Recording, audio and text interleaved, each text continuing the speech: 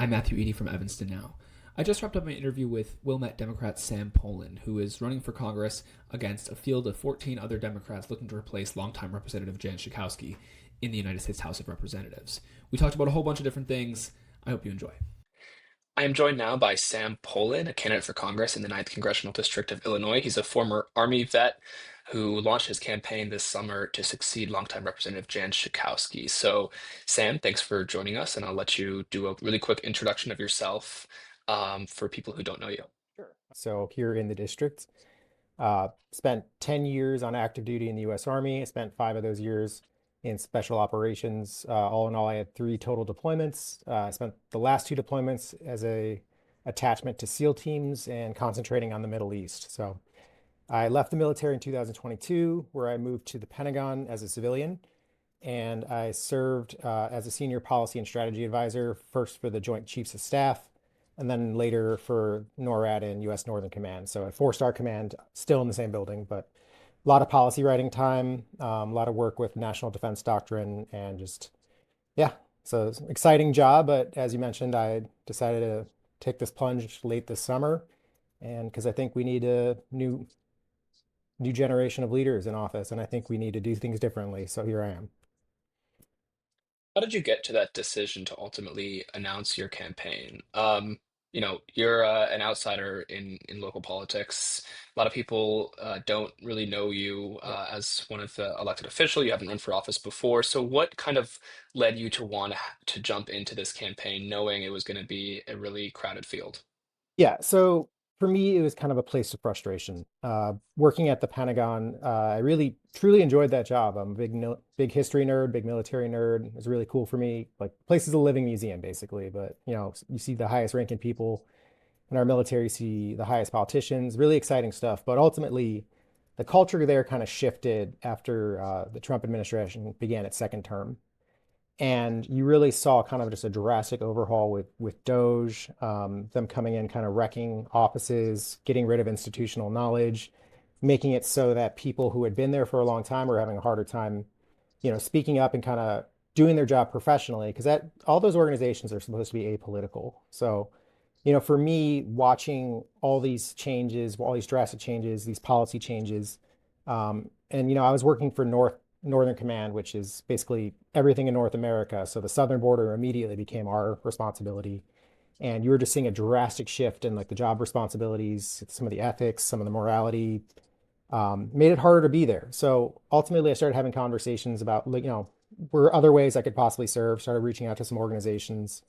And some friends got me in contact with groups that trying to get veterans back into Congress, and started having some kind of off-record conversations, and really was not expecting to jump into this race. But Congresswoman Schakowsky announced she was stepping down, and this is where I grew up. This is my home, and I felt very passionate about the fact that we need to change things. We need a different generation of leadership. We need people who do things differently. I was waiting around for Congress to act, to push back on executive orders. It never happened. And I figured, one of the first things you learn in the Army is, as a leader, is you see something wrong, you deal with it. You don't wait for the next person to deal with it. For me, that's what I was witnessing. That's what I was experiencing. Is there's something wrong? I'm not going to just complain about it. I'll step in and do something. No doubt you face an uphill battle in this race. Like I said earlier, you're a political outsider. You're facing several. I mean, this is one of the largest fields in the state. 15 candidates on the ballot, Democratic candidates on the ballot. Um, the early voting starts in a week. We're recording this on January 30th. So early voting starts in some portions of the district in just a week, and of course, throughout the district later in February and early March. Voters only get one vote. This isn't ranked choice voting. This is pick a candidate, and that's your candidate to back. Why should that be you? And what's your pitch to voters on why you think you actually can win this race against really difficult competition?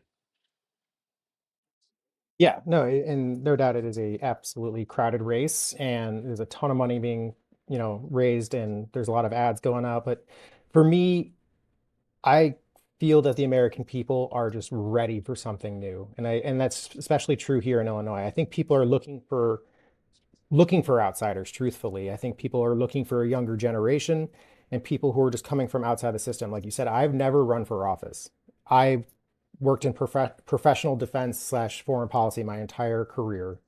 Um, we need outsiders because the system that keeps going, the same groups of politicians that keep getting in office are the exact same reason there's so much ineffectualness in Washington right now. There's this idea that you have to do your time or wait for permission, and I don't believe that's real. I think that most Americans right now are looking for people who are a little closer to the middle and kind of getting away from the extremes of the political systems because right now there's so many Americans who are fed up with the Democratic Party. There are so many Americans who cannot stand what's going on with MAGA or the Republican Party that I don't really think exists anymore. And so my pitch to them is if you want someone who's actually lived and worked in the system at the highest level in DC, who can actually get to work on the first day, who actually knows how the city operates, how policy is passed, how budgeting works, because I was in there and I wrote those documents and I wrote those policies, they need to consider me strongly for office because I can actually do the job that we are concerned with doing on day one. I won't need to go and try to make friends. I already have coalitions in place. I've spent my whole career working with people who I may disagree with, but to actually get the mission done, because that's what you have to do in the military. That's what you have to do with allies who are allies, but you may not love everything about them. It's what you have to do with people. My whole time in the military, my whole time in the Pentagon, never once did I ask who someone voted for, and no one ever asked me who I voted for. It didn't matter. What mattered was getting from where we are to where we need to be, and you do that by being comfortable working with people who you may not see eye to eye with. I think there's such a weird perception right now that Democrats cannot work with anyone that they disagree with. And that's kind of like we get these like ideas of these purity tests. And for me, it's ineffectual. And there's some people in my race who have openly said they won't work with the other side, who've openly said they'll never vote for anything that's not coming from, you know, our party. And for me, that just begs the question, why would we send you there? Why would we have you sit there collecting a paycheck and collecting tax dollars if you're just going to sit there and be ineffectual? That's really where I'm coming from. It's more of a place of frustration that I think most Americans share at this point, but it's also a place of, okay, we need adults back in the room who will actually do the work and actually work to make the lives of constituents better. We need to represent the people that put us there, not a party. And I firmly believe that. Is you kind of talked about how you have connections in Washington already and that you've seen the inside baseball, if you will, about how it all works. Is that not kind of what you're describing as something that people want to break away from, though? Like, how is it different between a total political outsider who hasn't been in the DC Beltway, and someone like you who's saying, I've been in the DC Beltway for many years, and that's why I'm the most qualified person for this position and why I'm the best fit. Can you describe what the difference is there? Yeah, no, it's a very fair question. But we have three very distinct branches of government. So I've never worked in the legislative branch. I've worked with them, and I've worked, I have relationships there, and that system between like the political insiders of the fundraising, the consulting, kind of this old club that really does exist, and I think most Americans are aware of it. Like I have nothing to do with any of that. I've worked in the apolitical sphere. I've worked purely in the national policy slash national defense realm. And for me, my understanding of how the systems actually work is a huge advantage because I can get along with everybody there. I know who to ask. And, it's the saying in politics, it's not who you know, or excuse me, it's not what you know, it's who you know. Like that is so completely true in that city. It's unfortunate, but that's a reality of what our country is. It's not a perfect system, but it is the system that we have. And, for you to ask, yeah, isn't that me saying I'm part of the inciting group? It's like, to be fair, half yes, half no. It's kind of the way I look at it. It's for me, that inside knowledge is very, very helpful because I know what systems are in place. But for me to say that I'm not part of that political elected or, legislative system, I think is completely fair to say because I'm not. I have no interaction with them. I have no history with them. I've never even interned or anything like that with any sort of congressional member. So for me, it's purely a professional stance, but I don't owe anyone anything. I don't owe any parties anything. I don't owe any PACs anything. For me, I am purely working for the best interests of this constituency. Speaking of the constituency, it has historically been a progressive constituency. Elected Jan Schakowsky 14 times.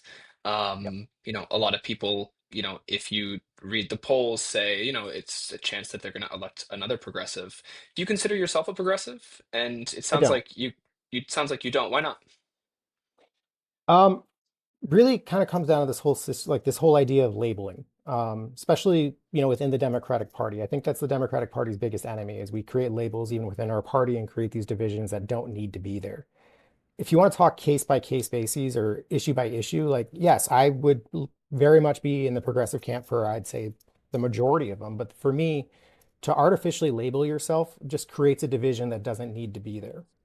I consider myself, free thinking, more on the moderate side, but I'm a Democrat. I fall into the Democrat camp. And for me, right now, we need people who can work with people who are closer to the middle, who may not agree on all of the aspects of being a progressive. This idea of not progressive enough, I think for me, it just makes no sense. A lot of Democrats have, though, criticized the Democratic Party. Democratic voters have criticized the Democratic Party for going too far to the middle. And part of, that was a criticism of why some people thought that Kamala Harris didn't do so well in 2024 because she, in some cases, alienated voters to the left. Now, obviously, some people would also, say, well, no, that's actually the opposite, and she should have gone more to the middle, although she did. I mean, she campaigned with, people like Liz Cheney. Is that a strategy you think that's effective? Is that where the Democratic Party should be? It kind of sounds like you think that the Democratic Party should be a more moderate centrist party. I think it needs to be because right now, you know, here's the reality. They spent $8 billion trying to get Vice President Harris elected. They lost to what we all, everyone that's in this conversation is not a fan of this administration. And to lose like that and then just to not change a single thing about the platform is just completely mind blowing to me. We lost every single swing state as well. Whatever we were pitching as a party was not being bought by the American people. And I think a lot of that was the fact that we turned off a lot of people that I would consider, say, in the middle, who we could have gotten back onto the side. And I think the big problem the Democrats have, and that's not just here, it's like across the board, is that we need to make our tent bigger and bring in the people who we think can work with us, as opposed to trying to shut the doors and saying this person's not progressive enough or this person's not whatever enough. Because the reality is the people that support Trump and the people that support MAGA, they close ranks. They all say, okay, there might be a small difference here, but ultimately we are all on board with this guy. And that's the reason I think the Democrats keep losing these elections. They're not coming together and being more open and accepting the people who could help them win. Something I do know from working in Washington is there's a lot of people who traditionally call themselves Republicans who I think want off the crazy train. And instead of us letting them back in, there's a big push to say, I told you so. And that doesn't help anything. That only makes the division worse. It only makes our party smaller. It's democracy. Bigger is better in democracy. Some Democrats in this race, as well, have said that there's a litmus test for some issues, that the Democratic Party shouldn't be welcoming in voters who disagree on some fundamental issues. Do you have any fundamental issues that you think make you a Democrat and that Democrats all Yeah. have to agree on? Uh, I think there's some things that make me a Democrat, but I don't think all Democrats have to agree on. Um, well, I'll kind of back. I think most Democrats do by a long shot. So for me, reproductive health care is an absolute must for me. I think the idea, and it's a freedom question for me, the idea that us or any government body saying that over 50% of our population doesn't have absolute autonomy over their body, just that is a non-starter for me. That's really what it comes down to for me. That's, you know, the very idea that we are saying half of our population is less free than the other half is completely counterintuitive to everything I believe in as an American. So for me, that is my big like I need you. I'm not, and that's what goes into being pro-choice, right? It's like I don't say you need to do this or believe in it, but you have to be accepting of people who make those decisions. And for me, that's really the big one. That's interesting, actually, because a lot of the conversations I've heard about Democrats who say the party is pushing out people in the center, a lot of the conversation does actually revolve around the issue of being pro-choice or not. And I've heard conversations of Democrats and of moderate Democrats. I think of Ezra Klein when I think of this, because I think he talked a little bit about how the Democrats should welcome pro-life Democrats into the party as well. It sounds like you have the same general idea of not pushing out moderates, but not on the issue of pro-choice? Why specifically is that the main issue? Your fundamental like litmus test issue, it sounds So like. no, for that's for me considering myself in the camp. Like for I'm talking people about who like disagree, broadly, yeah. Like broadly, the yeah, so for Democratic Party, are people there for people who issues? dis yeah, for people who disagree with me on that, like I'm welcome to having people and having those conversations. And I can have those conversations coherently without getting upset, without the name calling. And I've actually been doing so quite frequently because a lot of people out in the western suburbs have been reaching out to me about that directly. Because they think that's the big issue why they couldn't support me. And I think that's an interesting conversation to have. Um, but there are, right now, I think the big thing that puts you wholly in the Democrat camp or not is what's going on with MAGA and going on with ICE. And if you're turning a blind eye to morality and this moment of chaos, then that's something where you should not be welcomed back into this camp. But I think I want to most get Americans do agree that, what's happening has gone too far. And I think most Americans agree that we need to do better and reform how we're policing immigration and things like that. Yeah, I definitely want to get to immigration and ICE. I do want to stay on the Democratic Party for just one or two more Sure. quick questions. Specifically on if you would support Leader Jeffries as Speaker if you were elected to this seat. Do you think he is the should be the next Democratic leader of the House if the Democrats win back the House? And if the Democrats don't win back the House, do you think that there should be a different party leader? I think that's a fair question. I think if we win, I think, yeah, he should be the party leader. But I think if we lose, I think that might be a good indication that we are not doing enough to change with the times and we're not doing enough to be appealing to the greater masses. And that's a leadership issue. That's a non that means we're not changing the platform out. That's the way I interpret it. Because, if we keep losing these elections the way that we've been losing these elections, because you put it on paper, it's $8 billion, and they lost to like what, an 80-time convicted felon and confirm and legally tried and prosecuted sex offender, and like what's the justification there? It's not that he's doing anything that's spectacular. It's the fact that the Democratic Party is not selling anything people want to buy. So you think Hakeem Jeffries has done enough right now, though, to earn your vote if you win and the party wins? And it's very likely the Democrats would win back the House. It Yes, seems it that's going to is. happen. So you think It you would is. vote for him? I would, yeah. And more broadly, who do you view as the leader of the Democratic Party right now? Like not the actual party leader, but who do you view ideologically as people you align yourself with or people that you think are in the right place? I mean, it's not necessarily a 2028 who's going to run for president question, but like do you have any Democrats that you say I like what they're doing? Because this is a big conversation about is AOC the party leader or is it somebody else, you know?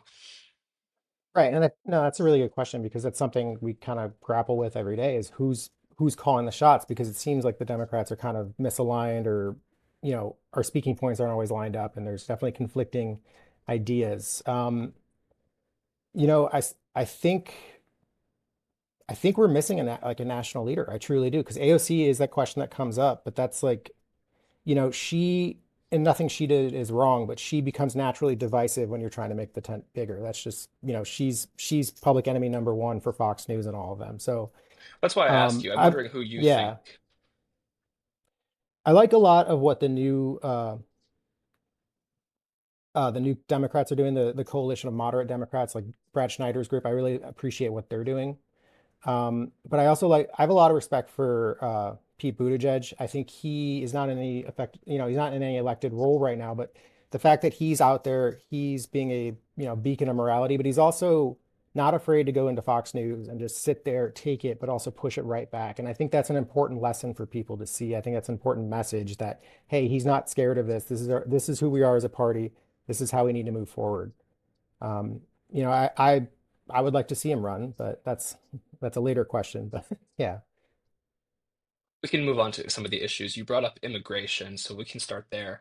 Um, sure. what were your initial thoughts about when you saw or heard about the shooting and killing of Renee Good first, but then Alex Preddy, I believe it was about a week ago at this point. So could you kind of just say what your thoughts are on those, if there are different thoughts on different incidents, please separate them out, but just curious.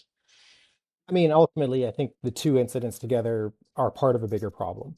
Um, First of all, those ICE agents there are just they're there as an antagonizing force. Legitimate operations and and customs enforcement is one thing, but to show up in mass and the message they show, because like I did a lot of stuff in the military with messaging and information warfare, and to show up, faces covered, fully in tactical gear, the helmets, the weapons, they're trying to like show a message, and unfortunately, to fill those ranks in such mass that they've been doing, they've been bringing people in who are not qualified, who are not fully trained, who are not fully vetted, and this is what happens. You get people who react to situations poorly, and in the situation that they're in with loaded firearms, which should be the utmost of seriousness, these people are not qualified to be in those roles. And what you see are tragic outcomes where innocent American civilians are being killed.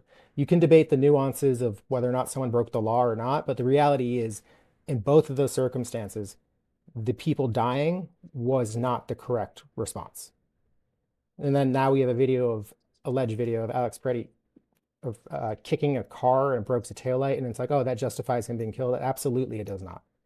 And a report came out recently saying there were some internal issues with AI programming slash vetting where the basically ICE recruits anywhere where it said the word officer. You've been doing this for a while. People use the term officer for a lot of different things, and anywhere that term officer, they kind of flagged them as law enforcement officer, which is a completely different just like classification. So these people are being pushed to the field, under the assumption that they had, formal law enforcement training, and that's just a complete and utter failure. So what's the response to it? Do you support abolishing ICE? Do you support defunding ICE? Do you support impeaching Kristi Noem? What's the resolution to this? I support and preaching Kristi Noem. I think she has been openly hostile towards the American people and working far too politically. But it's also she's lost public trust. Not that she had much to begin with, but she's lost it since then. And at this point, ICE, all those organizations put together, they no longer hold public trust. And public trust is essential for federal law enforcement or any law enforcement. And for me, I think right now what needs to happen is a complete and full stand down of all ICE operations in major metropolitan areas because of the issues I mentioned before, where these people are not trained. They're there's way too much passion in the air. And this is just a bad situation that is likely going to get worse. I think a stand down is the appropriate call for right now. As far as absolute abolishment of ICE, I think in its current structure, I think it needs to change. The function itself is going to have to exist. It's going to be called something else if that's the road we go down, but that function will have to exist. But what I would like to see ICE go is back to the old days where they wore they wore their green button-down shirts and khakis. Like I'd like to see them back there, probably under a different name, actually not probably, absolutely under different management and different structure. That's what needs to happen. Their trust is gone, and they've made every ICE officer after them, their job's going to be that much harder. Part of this has been an increase in funding to Border Patrol and ICE as part of, the President Trump's One Big Beautiful Bill last summer, but also continuing resolutions since. There's a group of Democrats, I think it's the group that you mentioned, the more moderate Blue Dog, New Democratic Party members who voted in favor last week of a continuing resolution that would have increased ICE funding. Um, in order to kind of avoid the government shutdown. We're still talking about the government shutdown potentially tonight. Right. It's Friday right Right. now. Don't know if the Senate is going to pass that, but how would you have voted on that? Do you think would you withhold your vote to increase any ICE funding or DHS funding if this became an Yeah. issue later? So, so I may be mistaken. I thought that provision was taken out, but regardless, with your question, yeah, I would have voted against increasing their funding. They have way too much money. They have way too many resources and assets being taken away from other aspects of the Department of Homeland Security for what they're trying to do. I don't think it's good governance. I don't think it's effective. I think it's just making these problems worse. And something that kind of people, misconstrue about DHS. DHS is, I think, like 28 different agencies, including FEMA, including the Coast Guard. So this money that's being diverted and then already diverted and then pushed into ICE and them requesting more money, no, that's just poor management and governance to me. So no, I would not have voted to support that.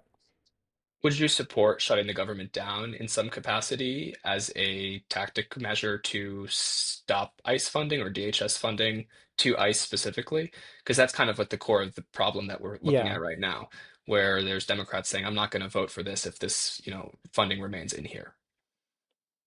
And I understand that logic, but I also go back to the last shutdown where, it was to keep Medicare and keep the Affordable Care Act going. And what ended up happening was Democratic leadership caved in anyway.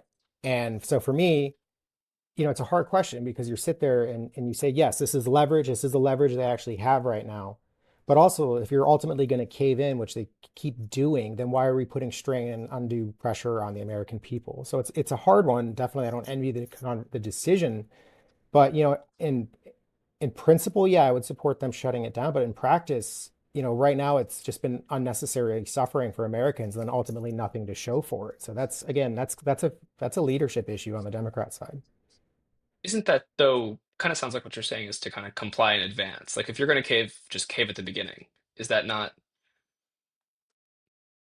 I can see where you're going with that, but it's I'd prefer they don't cave. That's really that's really the way it looks. Like last time, I think they, as much as I hated seeing the American people suffer, and ultimately I have my own theories about shutdowns, and I think shutdowns are just a failure on both parties. Truly, I think they're a failure on everyone in government. Um, but you know, with what the last shutdown was, and then the fact that they ultimately caved in, it was infuriating. Truthfully, I was very upset. I think most people were very very upset.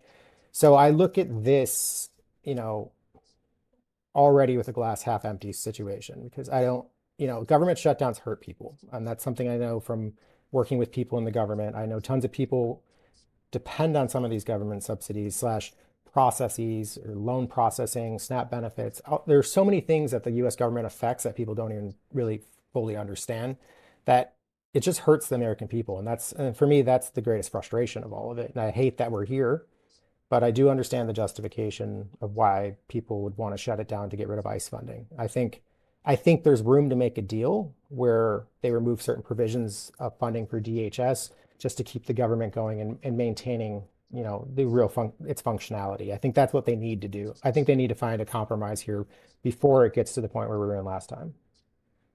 You brought up healthcare in one of your last responses, so we can move to that topic. Sure. In your platform, you talk about how you want to, I think it's strengthen the Affordable Care Act. What does that look like? Is that a public option? Is that, increasing eligibility? And why do you think that's the most effective healthcare model? Yeah, it's it's increasing eligibility, but it's also expanding the network and kind of getting rid of some of those hidden costs that come up. And I think there's got to be greater regulations with that because for me, and this might be one of those things that puts me square in the Democratic camp, is we are the richest country in the history of the world. And the fact that people have to make a decision whether or not they want to call an ambulance is just it's appalling to me as an American, truly. So, the Affordable Care Act is not a perfect system. No one's ever claimed that it is. I think there's definitely room for improvement. But right now, I think it's the best option for Americans to have consistent healthcare coverage. And I think that's incredibly important. I don't support a single payer model. I think competition's healthy, but I think the Affordable Care Act needs to be updated and, with more tailored options if that's something that could get Republicans on board. Because I think that's their big pushback issue too, is that, people can't pick and choose the level of coverage they have. You noted that we are the wealthiest country in the history of the world. Why not a single payer model like every other wealthy country on the planet? And you said competition's healthy, but why should there be competition when it comes to people's lives and healthcare? Yeah, I understand. I understand what you're saying, but for me, it's a problem with the structure of our healthcare system. I think our healthcare system's a for-profit industry. And until we can figure out ways to knock down the drug prices or the treatment prices, or when you go to a hospital, the crazy bills, if you ever look for an itemized bill when you're leaving a doctor or a hospital, it's insane. And I think we need to knock that down before the government just starts paying for every aspect of that. Because I think drug companies, I think medical providers, and I don't mean like the nurses and doctors on the ground. I mean the higher ups. I think they're going to continue gouging the system, and if it becomes a single payer, they're just going to continue doing that and just taking more and more money from the government and ultimately U.S. taxpayers. So if Medicare for All, which is becoming very popular in the Democratic Party, comes to a vote on the floor of the House and you are a member of Congress, would you vote against it? No, I wouldn't. I think Medicare for all needs to happen. I'm talking specifically, putting everybody under a universal healthcare. I would vote for Medicare for all. That is a universal healthcare system, though, is it not? It's a single payer system, at least the way the bill's written, um, and introduced yearly in the House. Isn't it not for a certain age group and certain demographics? I think, there's still the option of having That's your well, that's own health Medicare insurance. Yeah. yeah, Yeah. Medicare right now is certain age groups. It's above 64 or whatever, I think 64 Medicare eligibility. But the Medicare Yeah. for all model would be that everybody is qualified for it. Yeah. And I think that's kind of what the Affordable Care Act is going for with that. Under its current system, like, yes, I think everyone deserves healthcare. Where I'd like to see it improve is knocking down the cost of all these healthcare procedures and everything that all the associated costs with it. On principle, yes, I would support Medicare for all. Okay. I want to move on to climate regulation. You talked about something earlier. You brought up something with AI. There's a lot of talk about data centers and how those kind of uh, impact climate, energy prices in particular. Affordability is one of the key issues across the country. What kind of provisions or regulations do you support or think there needs to be on AI, data centers, whatever that, looks like for you? Where are you on that, and what do you think of Yeah. just AI generally? So, I mean, that's those different questions. So, like Yeah, you AI can as a talk fun, about them yeah, yeah. separately. Yeah. Yeah, yeah. So let's start with the affordability in the data centers. AI is coming like a freight train. There's nothing we can do about that. It's here. It's only going to get more robust. Companies are going to start relying on it more. Everyday Americans are going to start using it more. So that energy demand and that processing demand is just going to keep going up. So these data centers that are a lot of the western suburbs are having, I get a lot of questions out there about it, and they're very concerned because it's such a huge impact on the grid. It's also such a huge impact on the water supply, and it also drives power pricing up for those neighborhoods. So I think we need to have serious conversations and zoning conversations about where AI facilities and data centers can be built. I think that's something that absolutely needs to happen. That's absolutely within the scope of Congress because it affects more than just that block of land where they're building the center. Um, yeah, there's environmental concerns, there's affordability concerns, there's infrastructure concerns, and then it's such a burden on communities that we can't sit here and pretend like it's not going to affect anything. So those are conversations that need to happen. And I would strongly like to see limitations on where they can build and limitations on how much fresh water, if any, they're allowed to use for those facilities. As far as AI as a function, um,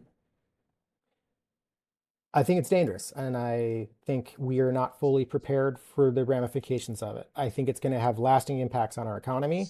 I think it's going to destroy the entry level white collar jobs that kids are coming out of college, uh, trying to get, these jobs with accounting. Think of it, law clerks, things like that. Like AI is going to take all that away. It's not going to take away the jobs for people with trade skills. It's going to take away the traditional people coming out of college slash looking for those white collar jobs. And I think it's going to have a huge impact on the middle class. And combine that with the dangers of, deep fakes, misinformation, disinformation, um, kind of algorithms taking over and making decisions. And I know there's already institutions in our government that uses AI for helping with the decision making process. And I am so very, very uncomfortable with that. Uh, Not trying to scare anybody, but even in the Department of Defense, there's conversations about limitations of where AI should be allowed. There's areas it can streamline for sure, but when you start getting in defense structures or you start getting into, targeting and things like that, like you can't take humans out of the loop on that. And that's something I would stand by absolutely. I really, really like to see stricter regulations placed on AI for the domestic issues, but also the international ones. Cold War was filled with examples where miscommunications almost set off a war, right? What happens when we have two AI entities communicating or misinterpreting one another? Like for me, it's we need to get ahead of it. And I think that's also a huge reason we need a younger generation in Congress. We need people who actually understand what's coming and actually understand, how these processes work. And AI is more than just a fun thing you do on your cell phone asking it to make a picture. It's so much deeper than that. And there's so many deep ramifications that are coming with it. And from a national security standpoint alone, I think that warrants some very serious conversations and limitations. I want to ask you about education, and if you could Sure. just kind of explain your position on um, education, affordability of education. I'm talking like locally and grade school level, but I'm also talking about higher education. Do you support a tuition-free college model, whether that's a 2-year or 4-year? Do you support repaying student loans as something that the federal government should look at? What kind of things do you support when it comes to education? Um, well, off the bat, it's way too damn expensive. Like I think we all agree on that. And, it's putting our younger generation in such a hole when they come out of college, and that affects us back into the, spending probably a dollar and then expecting them to buy a house. And it's like they can't. They're $150,000 in debt. They're finding jobs that don't even come close to covering that. So for me, I think there needs to be more flexibility in payment options, and I think there needs to be more opportunities. Something I would support, for me, coming out of the military, I'm not going to say everyone should join the military. I don't think that, but like I had a master's degree paid for by the United States Army. That was an option I chose for, and I think there's ideas that we could do where we explore different avenues of national service. You know, Summer's working with federal government, looking at some sort of, uh, Peace Corps, things like that, National Park Services. I think there's a lot of options we could explore where, people are providing a service and get some buy-in with the federal government. And in exchange, they knock down tuition or they pay off outstanding debts or they make college free, kind of like a GI Bill model. I think there's definitely room for conversations with that. Um, as far as paying off existing student debt, uh, with how outrageous it's become, I'm not totally against it. I think people need help. I think we've created such a hole in this economic situation for so many younger people right now that, you need sometimes drastic measures are required. And I think it's a conversation worth having. I don't think we should pay off, people taking electives or advanced degrees just because, but I think giving people, a hand up is not the worst idea in the world. And I think there's room for conversation, especially with undergrad and some of these predatory lending. And I think something else we could talk about is the lending process. You know, Taking 17-year-olds applying for $100,000 with, yeah, pay it off in 10 years after you're done. Like I think we need to have some more, honest conversations about some of those debts that some of these younger people are taking on. And that's coming from the lenders as well. Sure. I want to move on to foreign policy. You have Okay. experience in foreign policy, of course. Um, One of the biggest issues in foreign policy are ongoing conflicts in both Ukraine and the Middle East. Starting with the Middle East, your policy page says that you believe in standing by Israel. What does that mean, and what does that look like in your eyes? And do Yeah. you support any embargo of arms to the Israeli government, which has become a position that a lot of Democrats are taking, including in this race? Yeah. So for me, standing by Israel, it means they're an ally. They're going to be an ally, and they've been our ally. That doesn't necessarily mean you love every single thing they do, but you have to treat them as an ally and as a partner in this, you know, in the situation that they're in. Because the reality is, for Israel, when they look at their conflicts, when they look at the conflict in Gaza, it is much more than something that just started on October 7th. For them, it's an existential threat. And that's not against Gaza, that's against the Iranian regime. Iran's national declaration is calls for the destruction of the state of Israel. It's like it's not implied, that is verbatim what it says. That's their foreign policy. So all their proxy groups, Hezbollah, Hamas, the Houthis, all groups that have deep, deep experience studying slash tracking slash kind of working to counter in the Middle East, they are all actively seeking the destruction of Israel. And for Israel's point of view, being the small country that it is, it has to view these threats existentially. Otherwise, their government's failing. Saying all that to say, we need to do better about civilian casualties. That's something I also firmly believe in, and something I learned in the military. And as my specialty in the military is called a civil affairs officer, it's learning what makes populations tick and how to better help communities and rebuild. Um, we need to be better. We need to encourage the Israelis to be better.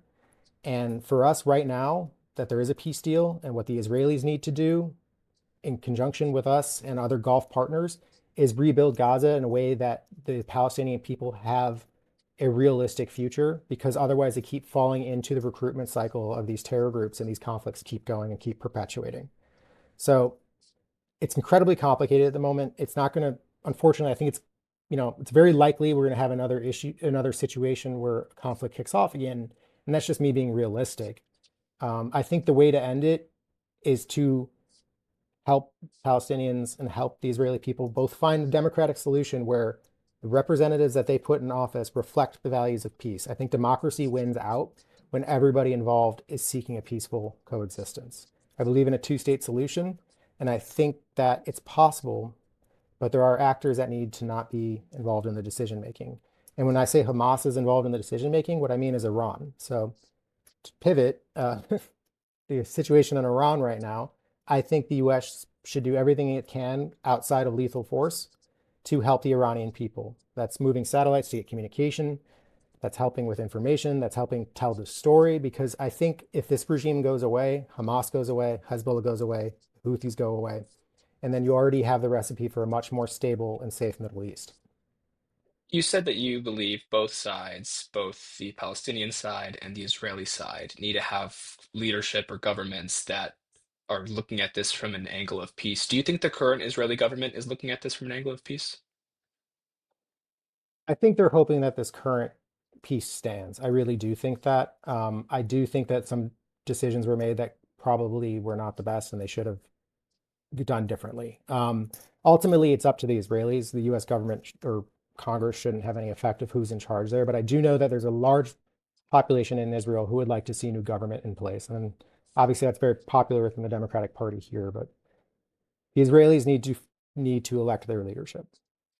Do you think the Israeli military or the Israeli government has committed international war crimes or crimes against humanity?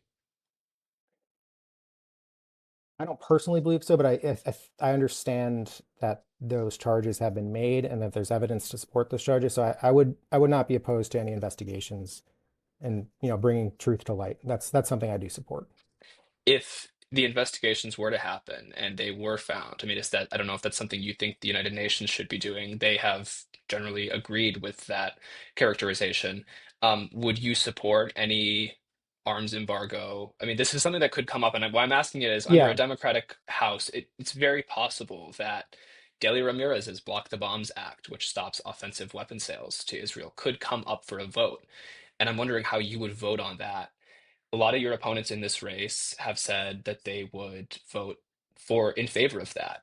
Not all of them, but some of them have. I'm wondering how you would vote on that if that came to a floor vote. So there's a lot of circumstantial evidence that we're talking about right now. So, you know, we'd have to see what the actual charges are. We have to see the evidence, but also I think and this is where it gets really complicated. And this is coming from my military experience. This idea of offensive versus defensive versus use it for this, use it for that. Like that's there like there's really no coherent way to enforce that. So to say you can use this aircraft or this missile system purely for defense, but when you get into the nuances and the nitty-gritty of international law, preemptive strikes could also be argued as a defensive strike. And that's where it gets very convoluted. And to say we know someone's going to attack us, but you can't use that missile because it's only for defense. Like realistically, I don't see, and logistically, I don't see how that's possible. Some Democrats would say, though, stop sale of all weapons then until the Israeli government complies with international law. Um, it sounds like you are not coming from that perspective. You said you personally don't think that they violated international law. No, I don't. And I know a lot of the evidence that comes through. And let people want to talk about, schools or hospitals being destroyed. Like I don't favor that in any way, shape, or form. And I really think there are better ways to go about it. But if we want to like strict by the letter of the law, including the Geneva Convention, which people want to quote all the time, as soon as a missile system is put on top of a non-combatant building, it becomes a legitimate target. That's the current international standing. I don't like that, but that's the reality of what it is. What about journalists? Journalists have been killed in recent strikes. I mean, there's a ceasefire, quote unquote, but in the past month, couple of weeks, journalists were killed in Gaza specifically. I mean, you have a military background. What's your take on that? Anytime a non-combatant is deliberately killed, that's a crime, and that needs to be investigated, and people need to be held accountable for that. So you're saying it's possible that they have committed those crimes then? I'd have to see the evidence. I mean, like to say outright no, that's never happened, or no, that's never going to happen. Like that's not mature. The fog of war is a very, very real thing, and people love to give Rumsfeld crap for when he said there's known knowns, known unknowns.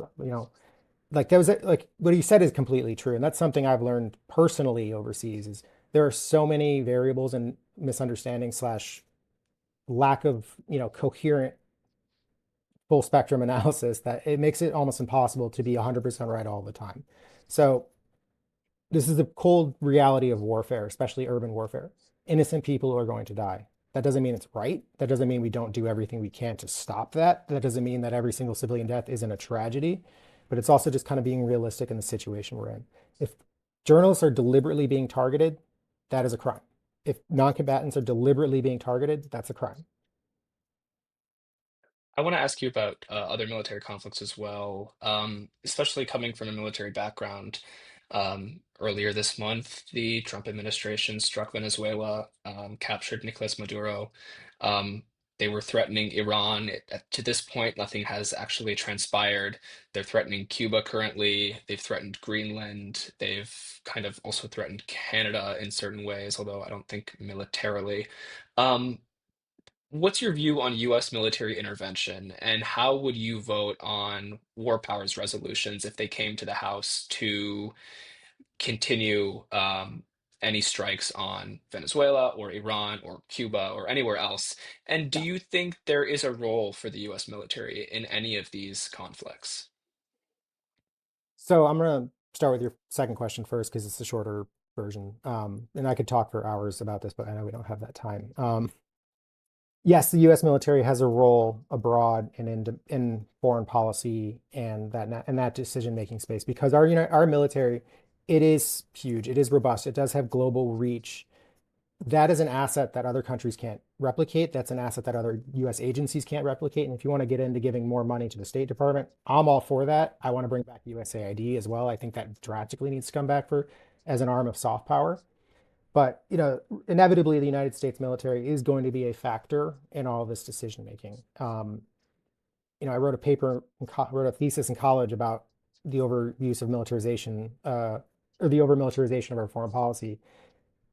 It has become a crutch for us, and if all you have is a hammer, every problem becomes a nail, right? And I think that's something that needs to change. But currently, I think there is a huge role because no one can move resources, humanitarian aid, or anything like that as fast and as effectively as the United States military can. So it's going to be a part of these decisions.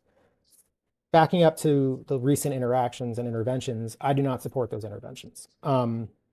As someone who fought as part of the 20-year forever war, it doesn't work.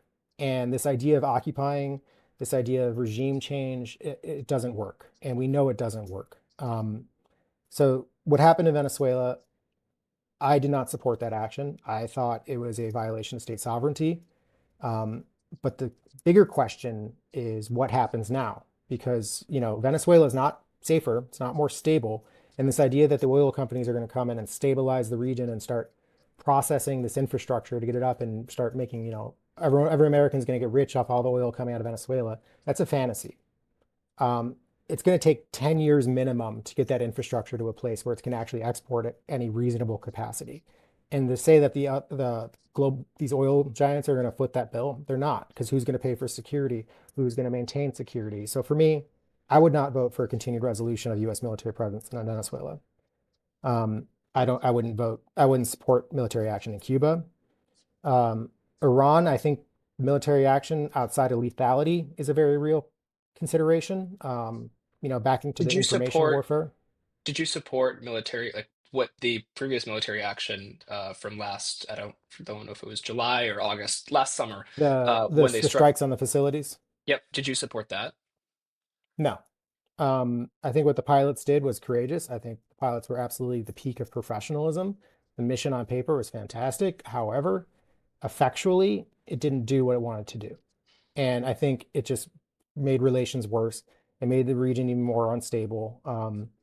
You know, it's you can't kill your way out of problems. I think we learned that in 20 years of the war on terror.